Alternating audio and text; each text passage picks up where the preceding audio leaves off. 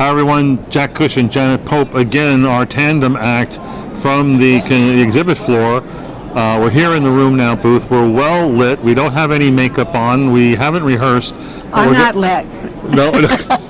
Well, in the true sense of the word. Right. In the true sense. That's after 4. But we're going to talk about a session that Janet chaired today, the plenary session. Really interesting things, and one of the last presentations of the day was on the use of prophylaxis with trimethoprim sulfamethoxazole and the prevention of infections in patients with GPA, a population-based study presented by Ariel Mendel. I think it was abstract number 1585. Dr. Mendel is from where? So she's from McGill, so she's a fellow Canadian and a smart young lady. Really a fine presentation, I must say. And this is interesting because they found a large cohort of patients with GPA, and they studied them. It was over 2,000. After going through their inclusion criteria, they were going to study this issue of what was the impact of prophylaxis with TMP SMX and prevention of serious infections, all infections, and specific infections, including PJP. And they were all on rituximab. These GPA. That was an inclusion criteria. So the primary point here was prevention of mainly serious infections, but also non-serious infections. Yeah, you had to have GPA. It could be inpatient, it could be outpatient. It was a starter with rituximab. They could have been on other therapies, including steroids, but not too much, right? And then they followed them going forward. And the primary endpoints, as I said, we already said what those were.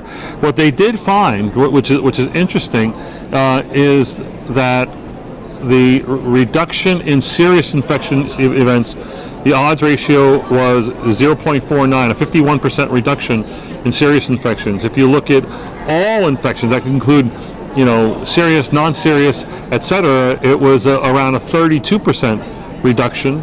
And that was kind of interesting. And the last point I'll make is, as you know, both rituximab and GPA are risk factors for PJP, prednisone. And prednisone, another one.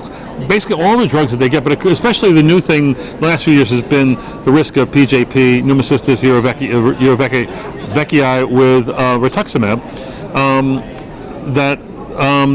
I lost my point. Well, the point is there were no PJP infections whatsoever if you were on the sulfa TMP or Ceftibactam that we call it. If you were on that, no PJP. Whereas if you weren't on it, the 9 cases or 10 cases that they had were all in the other group. Right, 1% of patients who developed it were all not on prophylaxis.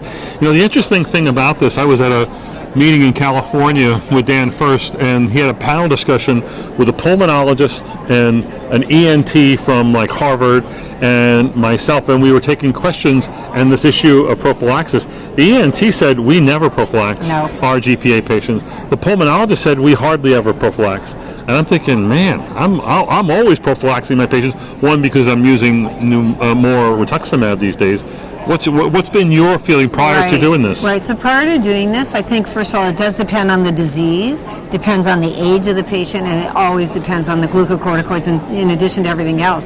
So for instance, in SLE, if you actually have renal impairment and you're on glucocorticoids and MMF, there was a wonderful study that was presented at one of our national meetings a few years ago, and they basically found 2 cases of PJP over about 40 years of lupus. I think it was Hopkins database, and both of them had HIV. So they were lupus patients with HIV. So that's a totally different kettle of fish. Absolutely. And what happens in lupus is there's more allergies, well documented, to sulfa, and there's also more cytopenias. And then is it the lupus or our treatment? So that's kind of the problem.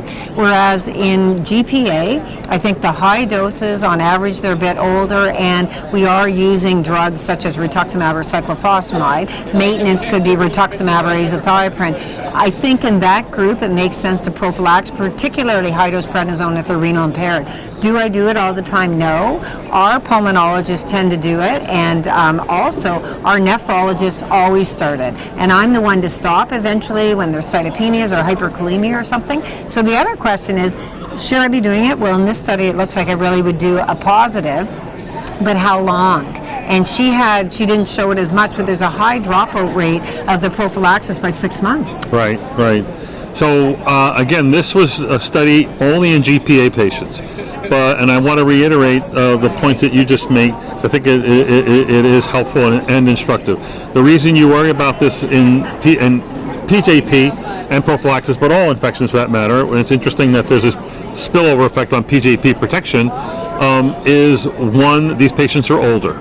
Two, they have a disease where they are a hot mess in their lungs, so there's tissue damage which is ripe for infection and secondary infections.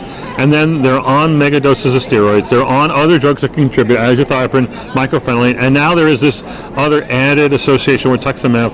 I think this is a good reason maybe why patients need to be on the prophylaxis. And the question is, for how long? And the other question, difficult, is what do you do when you can't use trimethoprim sulfamethoxazole, and there are alternative agents. Dapsone, inhaling pentandidine. It's Right. not the stuff we use very much. Right, and you basically go back to your ID guy And who manages ask. HIV patients, ask what they're doing these days. Yeah. But I thought this was really helpful Yeah. data and a really well presented abstract. And I think it should change my practice. Okay. All right, tune in for more.